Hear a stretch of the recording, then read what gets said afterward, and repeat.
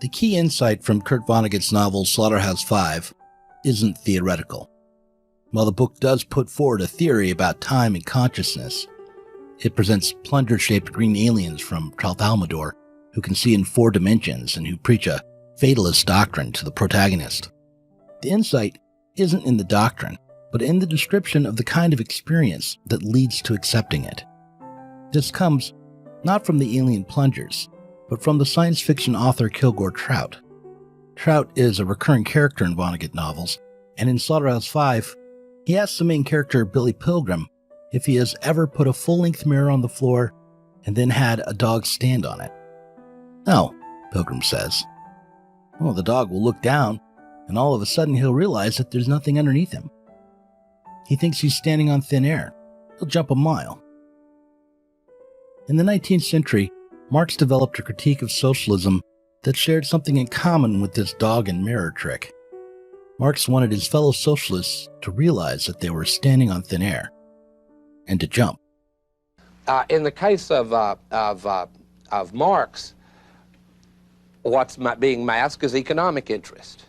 I'm not saying there aren't any religious figures that are significant in the 20th century. There are. Magnificent ones like Gandhi, Martin Luther King. They appear as rare exceptions. Rare exceptions. I mean, there are still people that try to lead their people out of bondage. Not everybody plays golf with the Pharaoh. But the suspicion hangs over the entire religious enterprise that it serves vested interests. The fundamental criticism Marx has of capitalism is correct. Communism is stupid, but the fundamental criticism is correct. And that's that our being is shaped by that murder, that yuck called money. Still is. Marx thought that by showing people that they were responsible for their own social conditions, he would push them towards self-mastery. Self-development, self-understanding, and the expansion of human power were the aims of the Enlightenment and socialism both. But during the 20th century, after 2 world wars, people started to let go of both ideas. The development of human power and mastery was too risky. We were standing on thin air, but we wouldn't jump.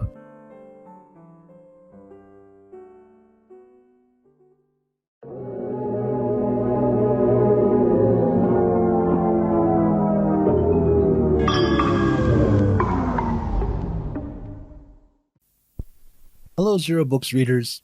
In this video, we'll consider the problem of building a new material foundation for society through Kurt Vonnegut's Slaughterhouse-Five, Mark Fisher's book Ghosts of My Life, and through what Trotsky called the objective obstacles to revolution.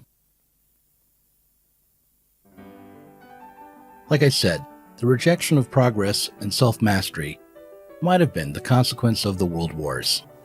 That's the impression critics got from reading books like Slaughterhouse-Five. For instance, Christopher Lasch, in his famous book, The Culture of Narcissism, wrote that the writers of metafictional novels, books that emphasize their own artifice, that put a mirror up to their own processes and techniques to create an image within an image, ended up turning away from the responsibility to master reality. Instead of constructing meaning within linear plots, these new fiction writers of the 70s preferred to rely on chance and to leave the structure of their novels to fate. The task of storytelling was relegated to escapist works, mostly to television and movies.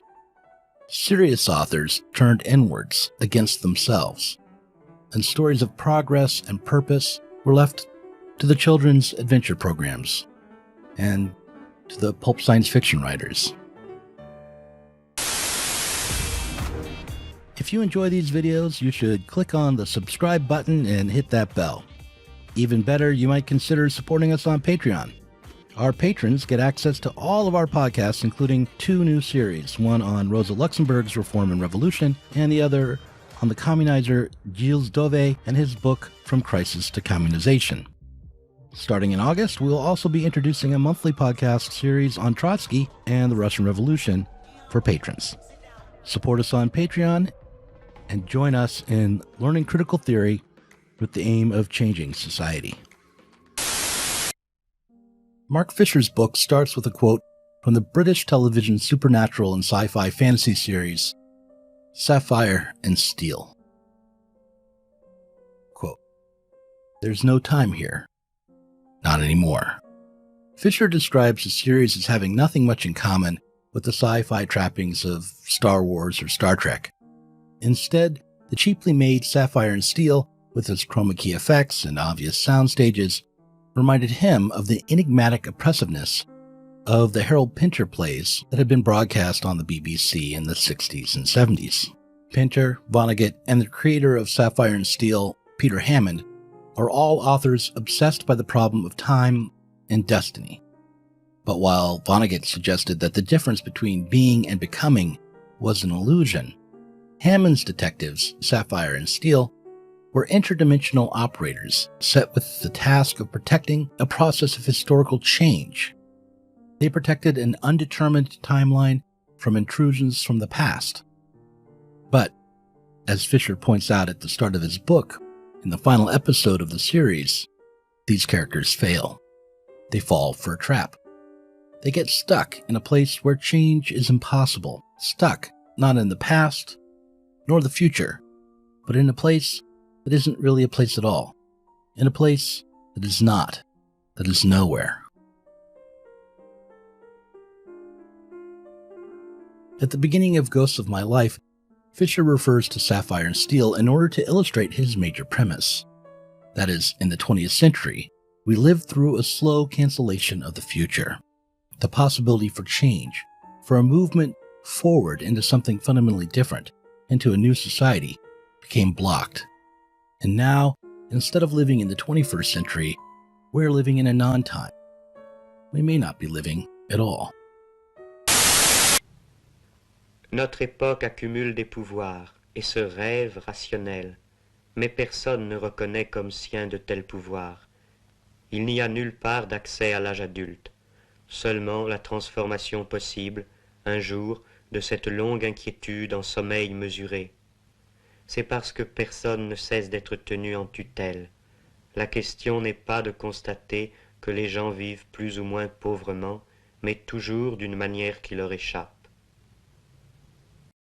In Guy Debord's pamphlet, Comments on the Society of the Spectacle, the former revolutionary theorist, the man who took credit for creating the catalyst for the general strike of May 1968 in France, wrote that, quote, "The manufacture of a present where fashion itself, from clothes to music, has come to a halt, which wants to forget the past and no longer seems to believe in a future, is achieved by the ceaseless circularity of information, always returning to the same short list of trivialities, passionately proclaimed as major discoveries."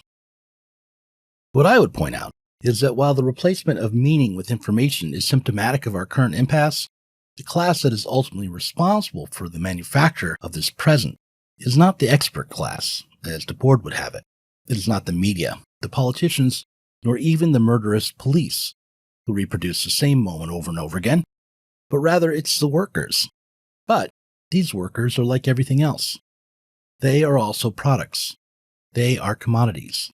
They only have the tools created by others like themselves, tools born out of the same productive process that we're all trapped within.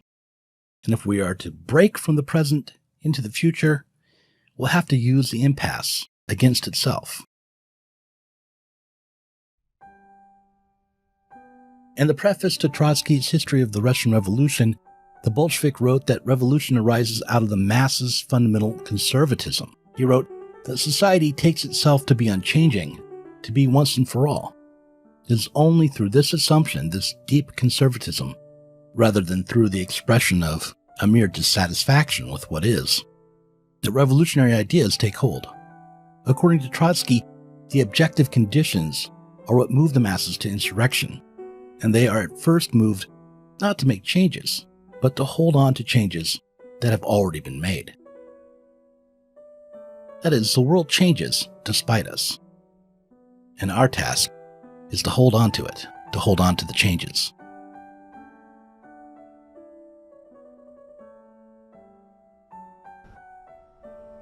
Oh, general strike. Oh, no, no, no, no. No, general strike, no. Nobody knows how to strike. Nobody can strike. We cannot strike. We do not have the coordination to ensure any significant degree of critical labor inputs being withheld from the system, which is what you need for it to be anything other than a demonstration. But then comes the kind of question of this too big to fail, too monstrous to survive contradiction. And I think that is the major contradiction that we should be addressing. And therefore, a socialist program or an anti-capitalist program of the sort that I would want is one about trying to manage this capitalist system. The usual conception of the sort of change that happens despite us is negative, even tragic. Due to the internal contradictions within capitalism, we find ourselves in a moment of collapse. The economy ceases to function. The jobs disappear. We are thrown into the streets, evicted from our homes. But in order for this moment to be transformed into a revolutionary situation, there has to be an opportunity to hold on to the way of life people are accustomed to, or even to improve upon it, through the seizure of what has already been made. In a moment of economic crisis, the commodities that have already been made, the communication system that is already functioning, the political rights that have already been achieved, they're all at risk. A movement for workers' power is, in such a moment, a way to cling to what capitalism has provided. However, what also must be maintained, as David Harvey argued late last year, is a movement of commodities through supply chains. Or if not that, then what must be maintained is a flow of useful goods internationally. As we explained in a previous video, nobody can quite conceive of how to protect those supply chains, how to maintain that flow of goods without also maintaining capitalism. If we are to face a revolutionary situation, if the coming years are going to include collapse and crisis, then a revolutionary left party will have to discover the tools that are already present that will allow us to keep what we now think of as capital flowing. We'll have to conceive of a way to supply the world with necessary goods when capitalism cannot. If this can be accomplished, even just in theory, then revolution will be a conservative act.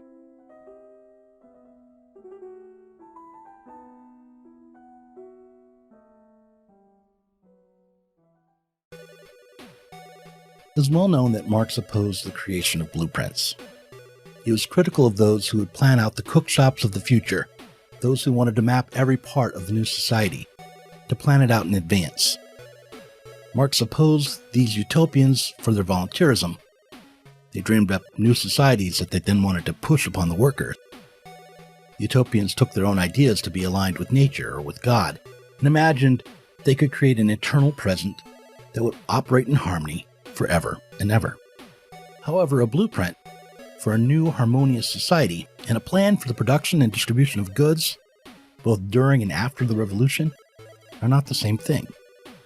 What we need doesn't have to be perfect or in balance, but need only avoid reproducing the capitalist form of production that currently dominates us while providing enough security for a no longer working class power to expand through a process of becoming free. We think we are at a material block, that we have met up with an objective force that has turned us back into a long counter-revolution. And our only recourse is to resist as we go down, or as we remain stuck and still. However, if we tackle the impasse bit by bit, theoretically, we might at least glimpse a way forward. Last week, one of the viewers complained that our videos are constructed to lead viewers along to keep them watching. He wrote that the structure of our videos worked like this. We explore a given topic by introducing a second topic, and then we conclude by announcing a third topic that we'll tackle in the next video. Well, it's an accurate description of what we're trying to do.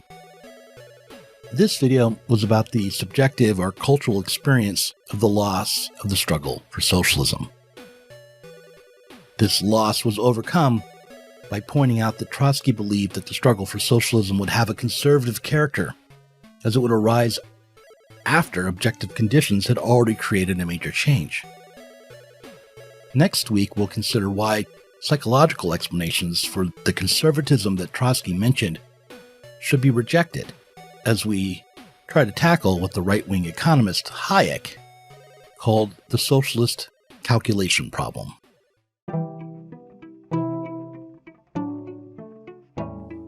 Thanks for watching this Zero Books video. If you enjoyed it, subscribe to this channel and click on the notifications bell so that you'll be alerted whenever we release a new video. You should also consider supporting us on Patreon. Our patrons get access to our Inside Zero Books podcast every week and can get access to the Zero Books Book Club and help us to continue making online content from the left.